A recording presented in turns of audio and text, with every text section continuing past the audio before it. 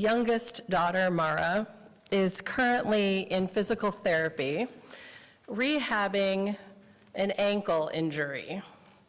Now, I don't know if any of you are as clumsy as those of us are in my family, but already at 17, she has an ankle whose ligaments are all scarred up from repeatedly turning that ankle over.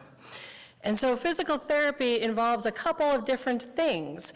It involves deep massage to break up all that scar tissue and allow for a return of flexibility in the ankle.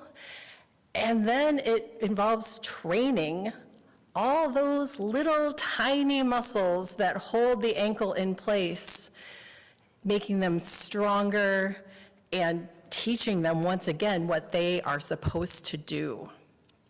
So this past week, as she was working with the therapist brought out something called a stability board.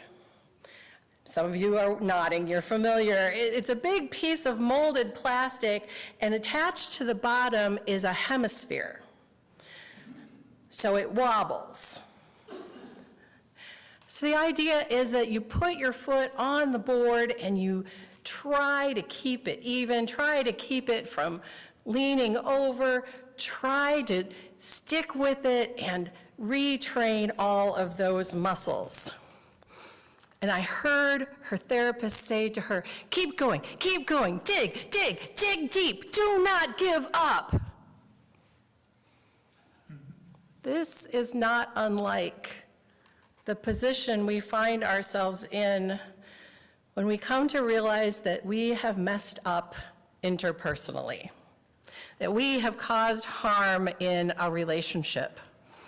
Whether we come to this information through the feeling of guilt or embarrassment or rebuke, we come to the understanding that our relationship footing is not as stable as we would like it to be. These three indicators, guilt, embarrassment, and rebuke, point to our need to further strengthen those right relationship muscles. Guilt, of course, means that we feel bad that we caused harm. And embarrassment means we wish you hadn't seen us do it. To be rebuked is to have someone else bring to our attention that our behavior brought pain to another human being. And here we stand on this unstable pivot point, balanced between our choices of how to proceed. One option is to dismiss the whole thing as unimportant. Pfft, they'll get over it. You're too sensitive, you're fine. It's not a big deal.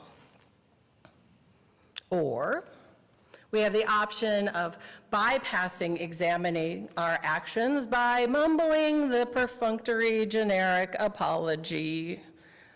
I'm sorry, I didn't mean to, I won't do it again.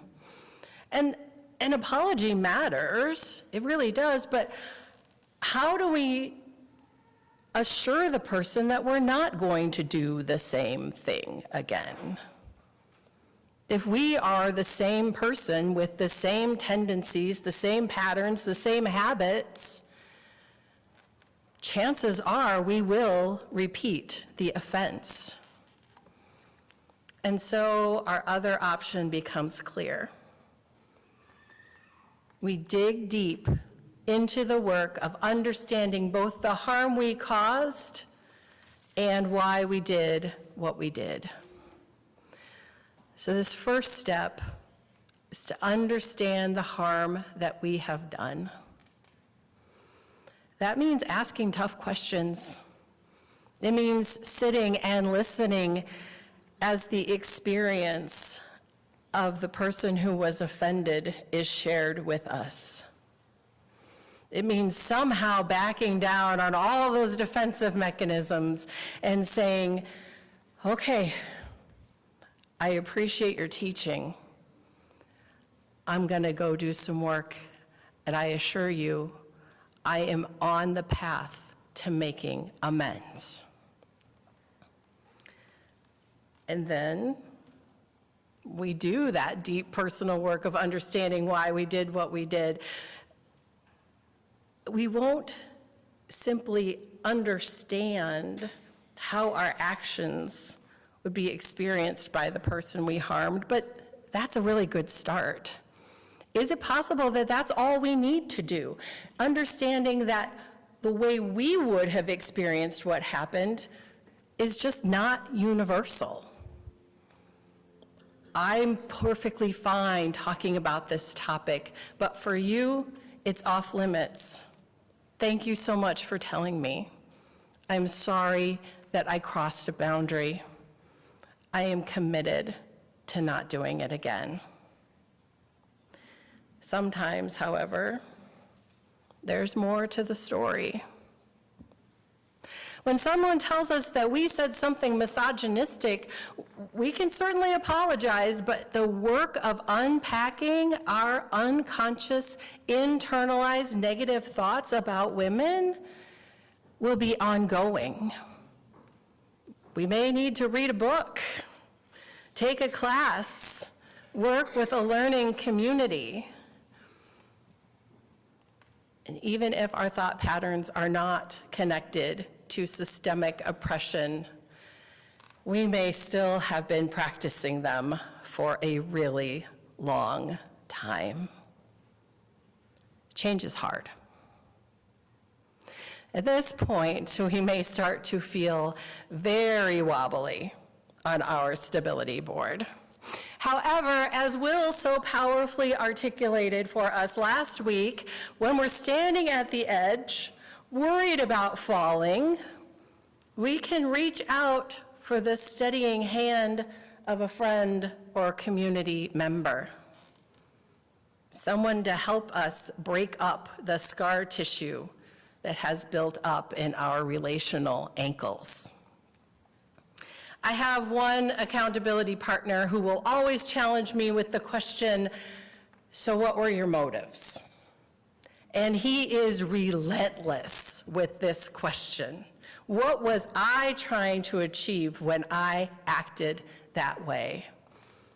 Was I simply self-centered, focused only on what I wanted to do and when I wanted to do it, and not at all concerned with how it would impact anyone else?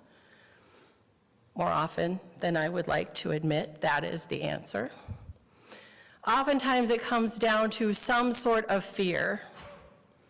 My behavior was maybe keeping me from consequences I didn't want to face. Maybe my behavior was helping me to avoid a conversation that I didn't want to have. Maybe my behavior was rooted in a history of such encounters, and I had told myself a long time ago that this was how I could stay safe. Fear, fear, fear. I have another accountability partner who will always challenge me with the question, when have you felt this way before? And before that? And before that?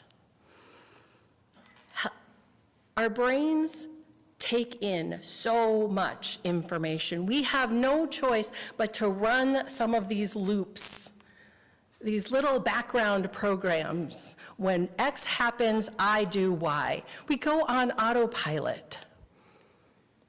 But an accountability partner, someone we can bounce those ideas off, can help us see where some of those programs need to be rewritten. They can help us debug, reset, make choices that serve us today the way we want to be in relationship today. Some of those misunderstandings go way back. When we were little people, having experiences that we in no way could put into context, with our little frontal lobes that were not yet developed. And yet we told ourselves stories. This is what I do in this situation. This is what got me approval. This is what made me feel safe. This is what got me an extra treat. Another person can take a look at that and say, are you sure that's the way that you want to be behaving today?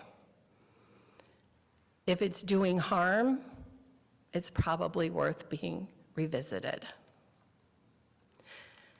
My spiritual director will ask me, where do you feel this conflict in the soft animal of your body?